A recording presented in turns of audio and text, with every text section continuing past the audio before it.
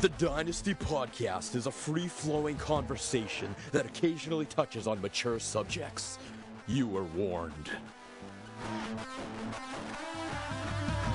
The Dynasty Podcast is brought to you by Jumbo Donuts. Get a delicious blueberry muffin, bacon and cheese sandwich, or the Jumbo Donuts world-famous chocolate-covered donut. Don't be a fool. Start the day off right at your local Jumbo Donuts.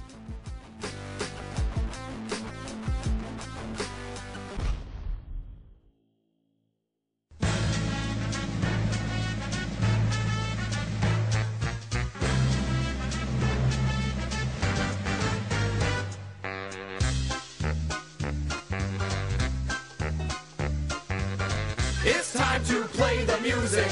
It's time to light the lights. It's time to meet the assholes on the Dynasty tonight. That's right. It's time to put on makeup. It's time to dress up right. It's time to raise the curtain on the Dynasty tonight.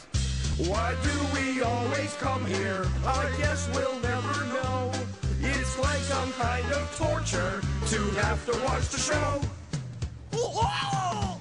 And now let's get things started. Why don't you get things started? It's time to get things started on the most sensational, inspirational, celebrational, sexuational. This is what we call the Dynasty Podcast. And now, coming to you live from Riverdale Studios, your host, the one, the only, Eric Costanza!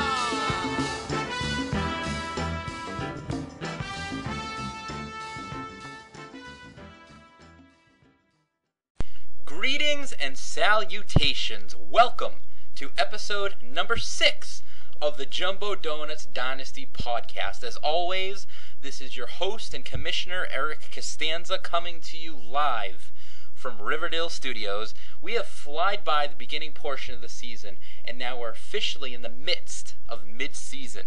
At this point, we have teams who look to definitely be out of it and are selling for next year. We have a bunch of teams who are going balls out and going for it, doing everything they can to win it all this year.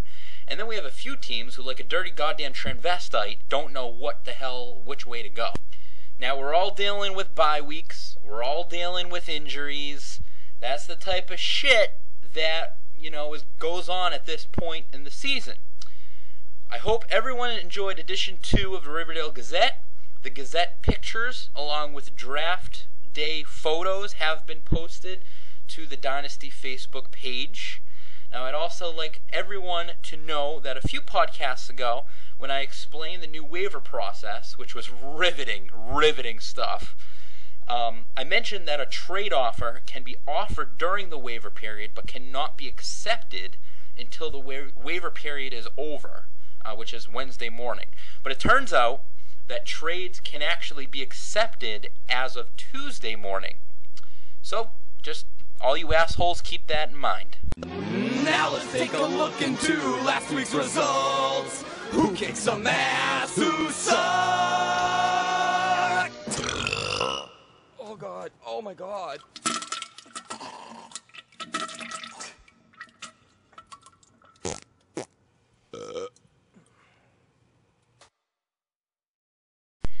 Week 6 was a very low-scoring week. Probably due to buys, injuries, bad quarterback play, amongst other reasons. However, we thought that last week was low-scoring, with only 7 teams scoring more than 100 points. Well, in Week 6, only 4 teams put up over 100 points. But in the game of the week, the Jumbo Donuts game of the week, the Amber Alerts versus the Riverdale Scoopers. Eric and John have been through a shitload of battles against each other over the years. Between Foursquares, Mortal Kombat, Hit the Bat, ladder matches, gauntlet matches, table matches. But this battle was for supremacy in the North Riverdale division. Coach Johnny C. told reporters prior to the game that the Scoopers have reached their climax. They reached their pinnacle. And the rest of the season was going to be a downward fall to hell. On the other hand, Coach Eric claimed that he had destiny on his side. Well, the Riverdale Scoopers scored the second most points in the league, putting up 109 points, led by Michael Vick's 18 points and Marquez Colston's 17 points, as the Amber Alerts only scored 80 points, which was the first time this season that they scored less than 100 points, which gave the Scoopers the upset win, and I stand as the only 5-1 team in the league. The next match was the Handy Quacks versus the Iron Dogs. Well, this was the game that the Guards really wanted to win to avenge last season's Dynasty Bowl. But Handy Quacks is just too damn strong.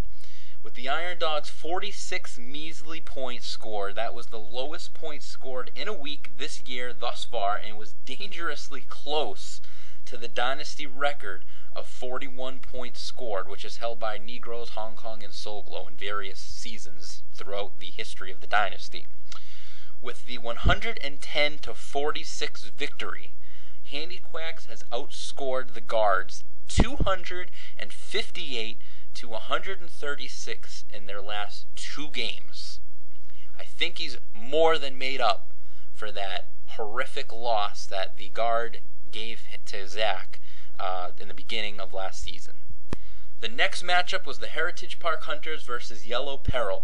Going into the game, Coach Stacy knew he had to slow down Peril's number 1 ranked receivers, and that's exactly what he did, as Peril's receivers only totaled 23 points, while Hunters running back Ahmad Bradshaw led all fantasy players with 139 rushing yards and 3 touchdowns, which resulted in 30 points. And Michael Turner had quite a day for himself as well, scoring 25 points, which was 3rd amongst all players, as the Hunters scored the most points in the league this week for the 2nd time this year, and is red hot, having won 4 games in a row. The next matchup was Bubblegum Shrimp versus Brutal Deluxe. This was a big game between 2 3-2 teams. 2 of the 3 teams going into Week 6 that were in a 3-way tie in the South Riverdale Division. Coach McDowell continued to attempt to make his team better by obtaining Big Ben Roethlisnatcher, but Big Ben couldn't match up with Bubba Gum's quarterback Matthew Stafford, who scored the 5th most fantasy points this week with 23 points, leading Coach Bub to a 109-92 win, which makes Coach Bub retain his division lead in the South. The next matchup was Negrodamus versus the Hong Kong Cavaliers. Now, this was a close game between 2 coaches who respect each other. Now, as usual, Negro's quarterback Aaron Rodgers had a great game with 310 passing yards, 3 touchdowns, which is good for 29 points, which was 2nd amongst all fantasy players. But Coach Whiffen overcame the bye weeks and the injuries, and he was led by Rashard Mendenhall's first big game this year. He scored 20 points as he got the 96-87 win. Following the game, the 2 coaches, who before the game respected each other so much, almost came to blows during the post-game handshake. It was just a goddamn shame. And then the last game, the Rockdalian Senators versus Soul Glow. Well, the good news for Coach DeYoung is that he didn't score the least amount of points again this week. He did score the 2nd to least points this week, so I guess that's somewhat of an improvement for him.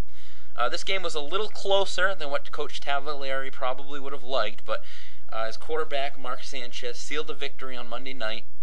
He broke Soul Glow's second 2-game losing skid to get Soul Glow up to 3-3. Now, as we look at the overall standings, as we sit right now, first looking at the North Riverdale Division, the Riverdale Scoopers are now the number 1 team in the league. Go figure. 5-1. Yes, we have the easiest strength of schedule. However, I can only play the games that are provided for me, and that's what's going down. The Amber Alerts, Heritage Park Hunters, and Handy Quacks are all right behind the Scoopers at 4-2. They all have much more points scored than the Scoopers. Yellow Peril drops down to 3-3, while the Iron Dogs are 0-6. And in the South Riverdale Division, we got ourselves a 2-way tie right now.